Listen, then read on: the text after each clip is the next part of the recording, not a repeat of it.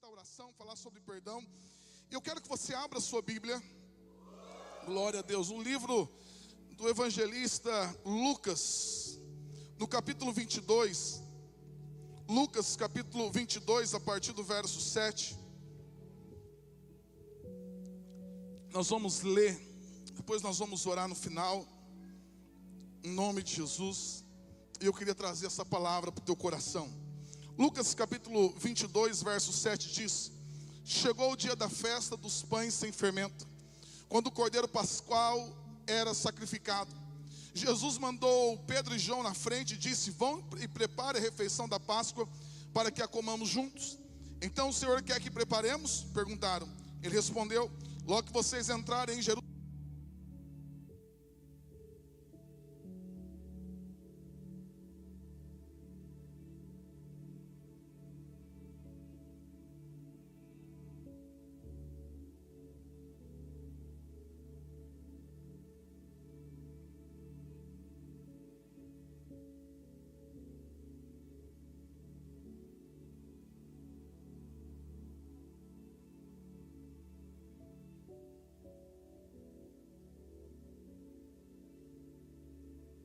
apóstolos tomaram o lugar à mesa. Jesus disse: estava ansioso para comer a refeição da Páscoa com vocês antes do meu sofrimento.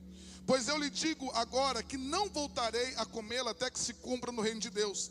Então tomou um cálice de vinho e agradeceu a Deus. Depois disse: tome isto e partilhe entre vocês, pois não beberei vinho outra vez até que venha o reino de Deus.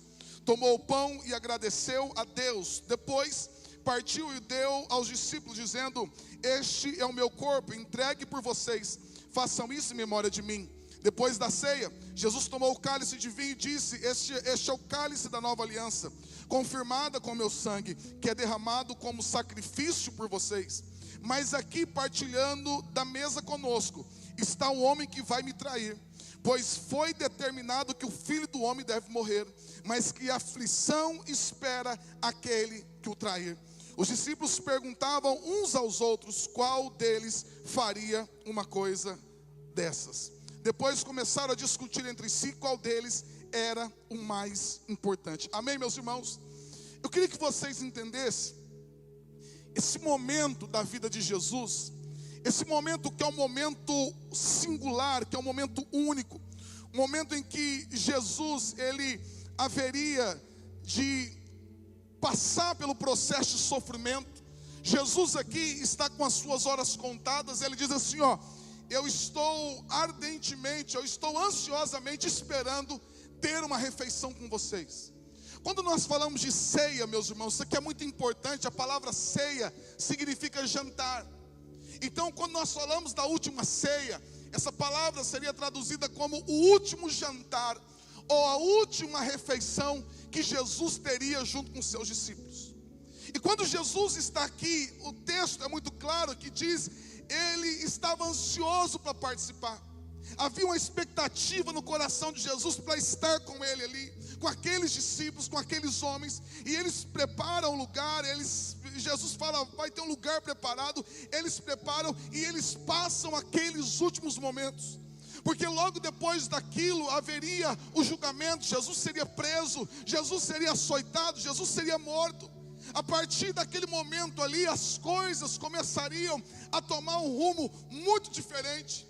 E quando nós vemos isso, meus irmãos, a ceia, ela nos traz algumas lições importantes. Primeiro, porque quando nós falamos da ceia, da mesa, e essa mesa está tão linda, Deus abençoe quem preparou.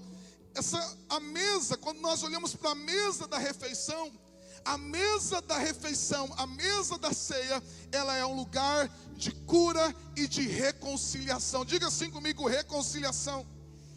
Meu irmão, o que representa? Nós estamos aqui hoje é o primeiro domingo do mês, nós vamos participar da ceia, mas nós não podemos ser religiosos, que fazem as coisas simplesmente por fazer. Nós precisamos entender o significado. E o que significa, pastor, a ceia do Senhor? O que significa este momento como esse? Primeiro, a ceia do Senhor fala de reconciliação.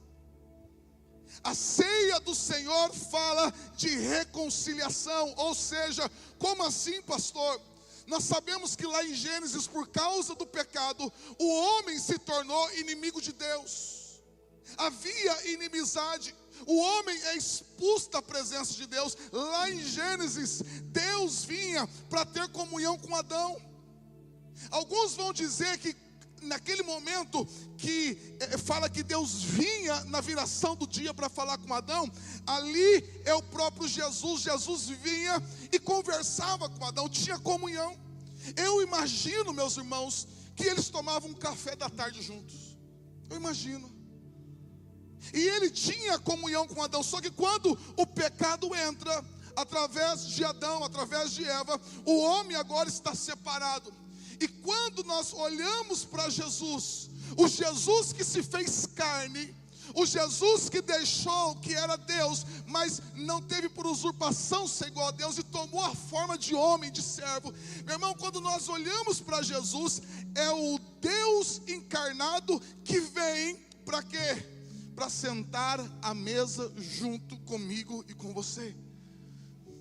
Meu irmão, quando nós falamos da ceia do Senhor, o que Jesus está dizendo ali? Ele está dizendo, olha, um dia foi separado, um dia essa comunhão foi quebrada, mas através da mesa, eu vim para ter um relacionamento com vocês, eu vim para reconciliá-los com Deus. Por quê?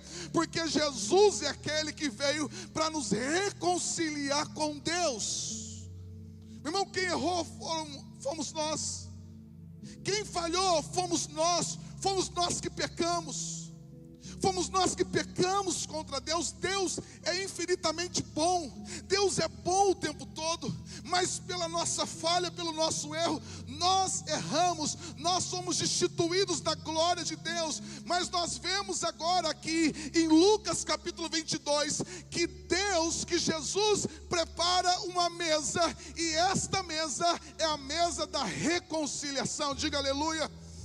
Agora eu queria que você abrisse em 2 Coríntios capítulo 5, versos 18 e 19, porque nós temos que entender qual é o nosso propósito, qual é o propósito da igreja do Senhor, para a qual nós somos chamados.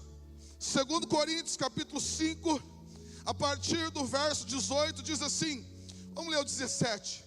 Logo todo aquele que está em Cristo, diga assim comigo, logo todo aquele que está em Cristo se tornou nova criação. Diga assim, a velha vida acabou e uma nova vida teve início. Meu irmão, você está entendendo o que o apóstolo Paulo está declarando à igreja de Corinto? O apóstolo Paulo, ele vai falar exatamente sobre isso. Que a partir de Jesus, a partir daquilo que Jesus fez na cruz, existe um novo começo para a minha vida, existe um novo começo para você, existe um novo começo para nós. A partir de Jesus, não importa a história, não importa o que você viveu, não importa o que aconteceu, a partir de Jesus, existe uma nova história que pode ser construída. Eu não sei se você está entendendo essa ministração. A partir de Jesus é uma nova vida. A partir de Jesus é um novo tempo. A partir de Jesus é um novo começo. A partir de Jesus, por causa daquilo que Ele fez, Ele pode fazer nova a minha história. Olha o que o apóstolo Paulo vai continuar dizendo. E tudo isso que eu estou falando vem de Deus, aquele que nos trouxe de volta para si mesmo por meio de Cristo, e nos encarregou de reconciliar os outros com Ele. Meu irmão, olha o que ele está dizendo. Essa nova vida que eu e você temos, ela só é possível, isso só aconteceu porque veio de Deus, através de Jesus Cristo. Através de Jesus Cristo, nós fomos reconciliados com Deus. Através de Cristo, a inimizade contra Deus foi tirada. E agora, através de Cristo, eu posso ter comunhão com o Pai. Pastor, por que você está falando isso? Meu irmão, nós estamos falando sobre o Espírito Santo. Nós estamos fazendo uma série sobre o Espírito Santo. Meu irmão, a primeira coisa que o homem perde quando o homem peca lá no jardim é Deus retira do homem o Espírito Santo dele. Estão entendendo? Amém, meus irmãos? A primeira coisa que Adão e Eva eles perdem lá no jardim é que Deus diz assim: o meu Espírito não vai continuar mais com o homem. O Espírito Santo de Deus é tirado. Mas através de Jesus, Jesus nos reconciliou. Jesus nos fez assentar de volta à mesa. E através do que Jesus fez, hoje eu e você podemos e temos o Espírito Santo de Deus dentro de nós. Agora ele vai dizer assim, ó: Cristo fez tudo isso. Ele trouxe de volta para si mesmo por meio de Cristo. Ele vai dizer assim, ó: e nos encarregou de reconciliar os outros com Ele. Entenda o propósito. Não somente eu e você fomos reconciliados, como que agora nós temos um ministério. Olhe para esse irmão e diga assim: você tem um ministério, você tem uma responsabilidade. Eu e você temos uma responsabilidade. Qual é a nossa responsabilidade?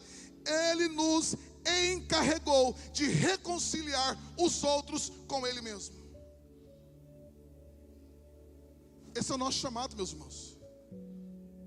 Não somente fomos reconciliados, não somente essa reconciliação fez parte da nossa vida, da nossa história, como que agora eu tenho que ser um instrumento de reconciliação. Agora eu preciso ser um instrumento. Meu irmão, o que é reconciliar uma pessoa com a outra? Vamos imaginar que eu e a Juliana brigamos, e agora eu vou precisar de um intermediário, alguém que vai reconciliar, alguém que vai conversar com ela. Juliana, pensa bem, ele é maravilhoso, uma bênção, né? É só um exemplo aqui, o jardim, né? Então a pessoa se torna um instrumento para quê? Para aquilo que estava separado, para aquilo que estava distante, eles possam voltar o quê? A sentar à mesa junto. Meu irmão, o nosso chamado não é só nos assentar à mesa. O que Paulo está dizendo à igreja de Corinto é: eu e você podemos hoje nos assentar à mesa com Jesus, amém? O que o apóstolo Paulo está dizendo é que eu e você podemos estar na mesa, mas isso aqui não para aqui. Por quê? Porque eu tenho que trazer mais pessoas à mesa. Eu não devo apenas sentar na mesa, mas eu devo chamar pessoas para que eles se assentem nessa mesa com Jesus. Esse é o nosso ministério. Ele vai dizer assim, o verso 19: pois em Cristo Deus estava reconciliando consigo o mundo, não levando mais em conta o quê? Não levando mais em conta o quê, meus irmãos? Não levando mais em conta os pecados das pessoas. E Ele nos deu essa mensagem maravilhosa de reconciliação. Agora, portanto, somos embaixadores de Cristo. Deus faz seu apelo por nosso intermédio. Falamos em nome de Cristo, meus irmãos. E ele vai continuar dizendo: dizemos, reconciliem-se com Deus, pois Deus fez de Cristo, aquele que nunca pecou, a oferta pelo nosso pecado, para que por meio dele fôssemos declarados justos diante de Deus. Ou seja, nós temos uma mensagem maravilhosa, e esta mensagem é: Jesus nos reconciliou e Ele quer te reconciliar. Meu irmão, a nossa mensagem como igreja é: volte para Deus, se assente à mesa, tem uma mesa preparada para você. Agora, sabe o que acontece? Infelizmente, a Bíblia diz que lá em Apocalipse, se eu não me engano, no capítulo 12, capítulo 12, a Bíblia diz que nos últimos tempos, quando Deus começar a reinar e que as coisas começarem a ser restabelecidas, o que Deus vai fazer, uma das coisas é prender Satanás. E quem que é? Vai prender a antiga serpente. Mas não fala só isso o versículo. Deixa eu ver se eu acho aqui, Apocalipse capítulo 12. É importante a gente falar isso. Apocalipse capítulo 12. Deixa eu ver.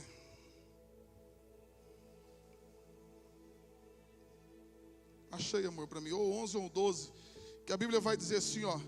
Que Satanás, a antiga serpente, ele é o acusador dos nossos irmãos. Acharam aí? Não. Eu acho que é o 12 ou 11. Peço ajuda aos universitários. Eu não tinha notado aqui. 12, 10, 12. Tá vendo? É bom ter crente junto, né? Nos ajuda demais. Isso. Olha lá, então o 10. Então ouvi uma forte voz que bradava pelos céus: finalmente chegaram a salvação, o poder, o reino do nosso Deus e a autoridade de seu Cristo. Porque foi lançado para a terra quem? Você está conseguindo ler ali? Porque foi lançado para a terra quem? Quem foi lançado para a terra quem? O acusador de quem? Dos nossos irmãos, aquele que de dia e noite os acusa diante de Deus. Eles o derrotaram pelo sangue do Cordeiro e pelo testemunho deles. Não amaram a própria vida, nem mesmo diante da morte. O que a Bíblia fala de Satanás? Meu irmão, Satanás é aquele que acusa os nossos irmãos de dia e de noite. Ele é um acusador. Porque em Satanás há só acusação. Satanás é aquele que olha para você e diz: você foi isso, você foi aquilo. Satanás é aquele que não dá chance para ninguém.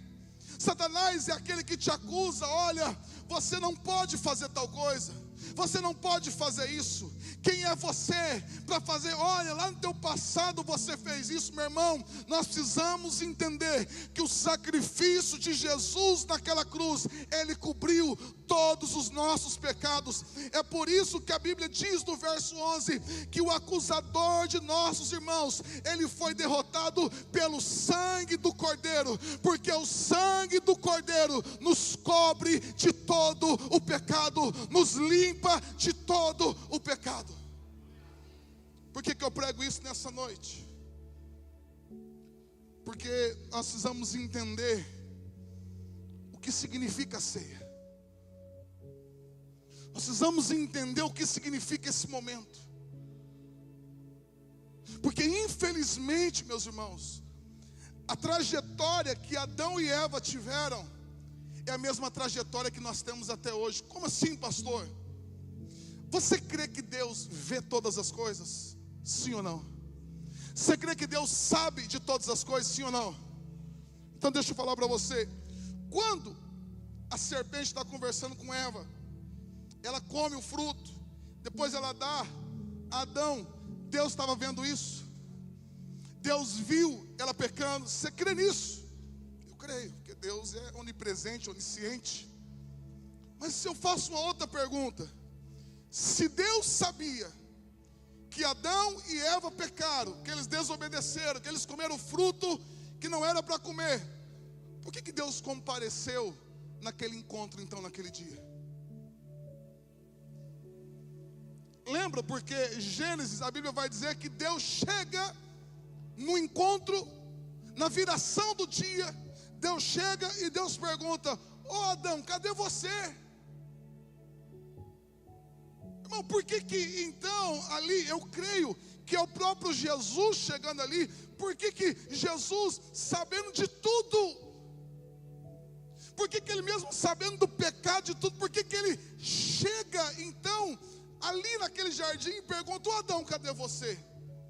E nós, meus irmãos, tomamos o rumo de Adão, porque Adão vai dizer assim: ó, eu tive vergonha e eu me escondi. Esse é o grande erro nosso. Por quê?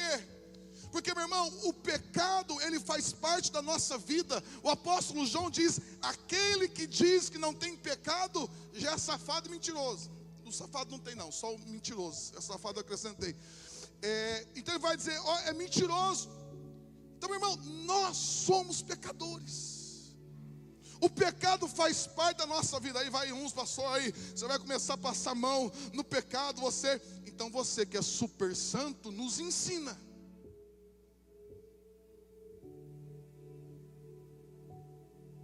Então você que não peca, você que já é um semideus, então nos ensina. Porque Jesus comparece no encontro, mesmo sabendo que Adão e Eva haviam pecado. E ele pergunta: onde você está? E hoje nós tomamos o mesmo caminho. Hoje nós tomamos a mesma direção que Adão e Eva tomaram. Por quê? Porque muitas vezes quando nós pecamos, quando nós falhamos, nós corremos de Deus, nós nos afastamos de Deus. Pastor, mas a gente se sente envergonhado. Eu quero te ensinar algo aqui hoje. Quando você errar, quando você falhar, eu quero te ensinar uma coisa: não corra de Deus, mas corra para Deus. Corra para Ele, porque o sangue dele pode te limpar, porque Ele tem água para te limpar, para te purificar, para te transformar. Se o pecado bateu a tua porta, se em algum momento você errou, não corra de Deus, mas corra para Deus. Você pode dar um aplauso a Ele nessa noite, glorificar o nome dele. Nós não fomos chamados para fugir de Deus, nós somos chamados para irmos de encontro a Deus. Nós somos chamados para irmos de encontro a Ele. Mas eu sei que você tem que lidar com uma voz na tua mente, dizendo assim: quem você pensa que é?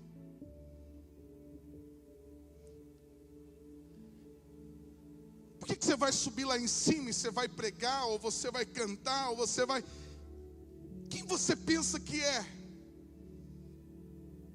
Irmão, o acusador não é o Espírito Santo, porque a Bíblia diz que o Espírito Santo nos convence de todo pecado, do juízo, da justiça, do juízo de Deus. Há uma diferença entre Ele nos convencer do pecado e alguém que nos acusa do pecado. Alguém que acusa do pecado é aquele alguém que chega assim: Juliana, você não merece estar aqui. Você fez isso. Você merece se acabar, você merece ir para o inferno. Você, irmão, isso é acusar. Olha, eu sei que você fez. Isso é acusar. Agora, convencer é olhar e falar: Juliana, vamos sentar aqui. Juliana, esse caminho aqui não vai dar certo. Esse caminho é um caminho... Estão entendendo a diferença?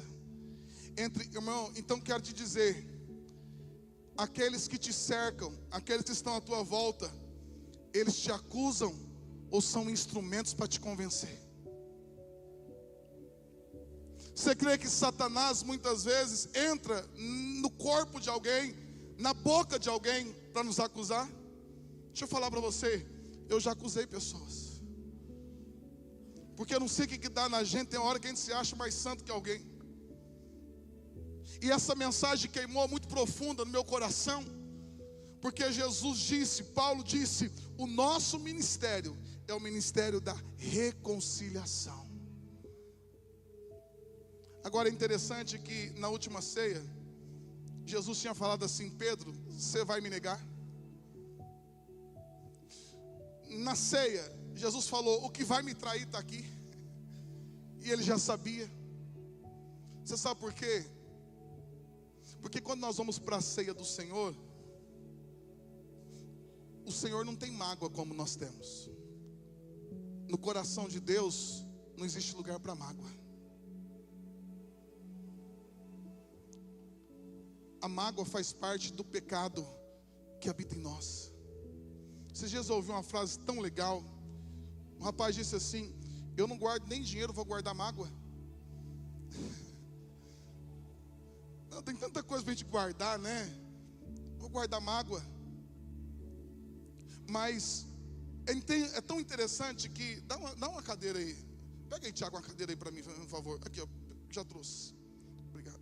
É interessante que quando Jesus ele senta à mesa, ele sabe que aquele que vai negar está aqui. Todos os outros vão abandonar. Ele falou isso antes. diz: ferirá o pastor e as ovelhas serão dispersadas. Aquele que vai trair, que havia vendido ele, ele já estava aqui. Mas eu e você nunca vamos entender o significado da mesa de Jesus. Porque se a gente fala assim, ó, eu não sou bobo não. Jesus é bobo, olha quem que ele está. Não, você sabe por quê? O nosso Deus é um Deus de amor. Jesus, ele falou: Pedro, você vai me negar. Lá na frente, quando o negócio aperta, Pedro nega Jesus. Lá em João capítulo 21, se eu não me engano. Projeta aí para mim, João capítulo 21, fazendo um favor. Quando Jesus prepara o pão e o peixe. Eu acho que é 21. Preste bem atenção, meu irmão. Jesus come a última refeição antes de ser crucificado. Ele está com Pedro aqui. Eles comem a última refeição. E ele fala: Pedro, você vai me negar? E Pedro: não, eu vou contigo até a morte. Mas Pedro nega a Jesus. Ele nega Jesus. Agora, como, meu irmão, que funciona? Não acharam ainda não, gente? João capítulo 21. É que eu não anoto os textos aqui. Vou lembrando, meus irmãos. Mas é João 21 mesmo, se eu não me engano.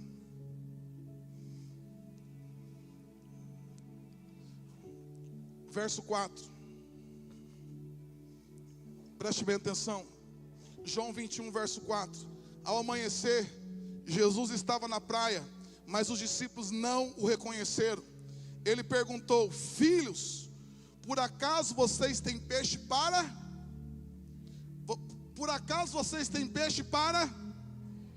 Eles disseram o quê? Não. Verso 6, então ele disse: lancem a rede para o lado direito do barco e pegarão. Fizeram assim e não conseguiram recolher a rede, tão cheia de peixe que estava. O discípulo a quem Jesus amava disse a Pedro: é o Senhor. Quando Simão Pedro, então eles reconhecem que é Jesus. E aí o discípulo a quem Jesus amava disse a Pedro: ó Pedro, é o Senhor que está ali. Quando Simão Pedro ouviu que era o Senhor, vestiu a capa, pois estava removido para trabalhar, e saltou na água. Os outros ficaram no barco e puxaram até a praia a rede carregada, pois estavam a apenas uns 90 metros de distância. O verso 9: quando chegaram, encontraram o que, meus irmãos? Quando eles chegaram no verso 9, o que eles encontraram? Eles encontraram um braseiro no qual havia um peixe e o quê? E um pão. Jesus disse: traga alguns dos peixes que vocês acabaram de pegar. Simão Pedro entrou no barco e tal, e ele diz no verso 12: venham comer, disse Jesus. Olha que interessante, eu vou ficar sentado aqui. Na mesa estava aquele que ia negar, estava o traidor, todos que iam abandonar. Jesus morre, Jesus ressuscita. E Jesus chega no momento que eles estavam com fome. E Jesus fala: tem alguma coisa para comer? Eles disseram: não. E quando eles chegam na praia, tem um que preparado para eles? Uma mesa. E logo depois aqui, o verso 15 diz assim, ó: depois da refeição, Jesus perguntou a Simão Pedro, filho de João: você me ama mais do que esse? Sim, Senhor, respondeu. Depois da refeição, depois da mesa. Você sabe por quê? Jesus prepara uma mesa, é como se nada tivesse acontecido. É estranho isso, não é? Não é estranho ser um negócio ter pipocado e tal, e alguém chega na mesa, alguém deve ter falado: rapaz, acho que bateram nele, perdeu a memória. Porque ele não está falando nada, ele não brigou, ele preparou uma outra mesa. Porque eu quero que você entenda uma coisa. O que Jesus está ensinando para os discípulos dele é que o meu ministério é o ministério da reconciliação.